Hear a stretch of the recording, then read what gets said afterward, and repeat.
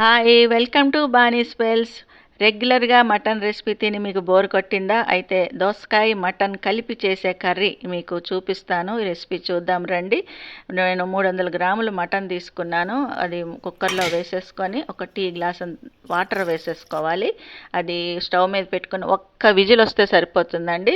అది అలాగా స్టవ్ మీద పెట్టుకొని పక్కన మిక్సీ జార్లోకి ఒక టేబుల్ స్పూన్ జీలకర్ర, ఒక 7 ఉల్లిపాయ రెబ్బలు వేసుకొని మిక్సీ చేసుకొని అది ఒక విజిల్ వచ్చింది ఆఫ్ చేసేసుకొని స్టవ్ మీద ఒక ప్యాన్ పెట్టుకొని అందులో 3 టేబుల్ స్పూన్లు ఆయిల్ వేసుకొని ఒక పెద్ద ఉల్లిపాయ చిన్న ముక్కలుగా కట్ చేసేసుకొని అందులో వేసేసుకోవాలి.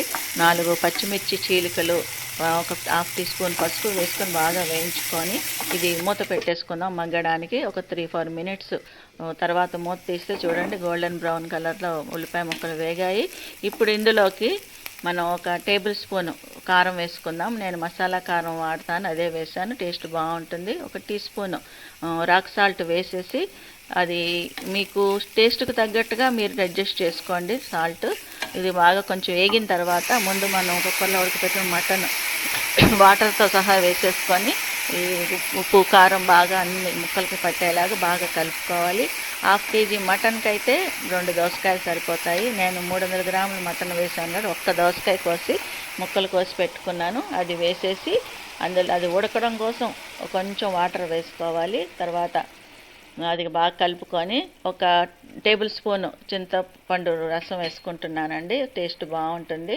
అలాగనే జీలకర్ర వెల్లిపాయ పేస్ట్ కూడా వేసేసుకొని మొత్తం బాగా ముక్కలన్నిటికీ బాగా పట్టేలా బాగా కలుపుకోవాలండి.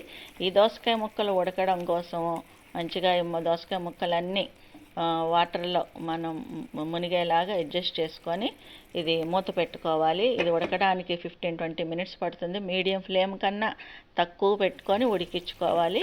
ఇప్పుడు చూస్తే చూడండి మంచిగా దోసకాయ ముక్కలు మటన్ ముక్కలు బాగా ఉడికాయి.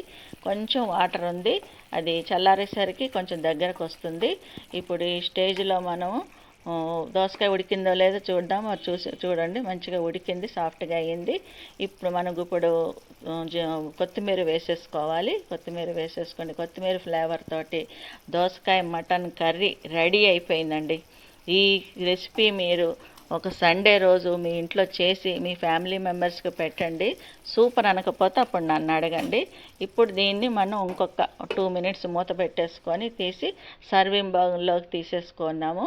ఈ రెసిపీ మీరు ట్రై చేసి ఎలా ఉందో మాకు తెలియచేయండి. మా ఛానల్ సబ్స్క్రైబ్ చేసుకోండి, షేర్ చేయండి, లైక్ చేయండి. Thank you so much.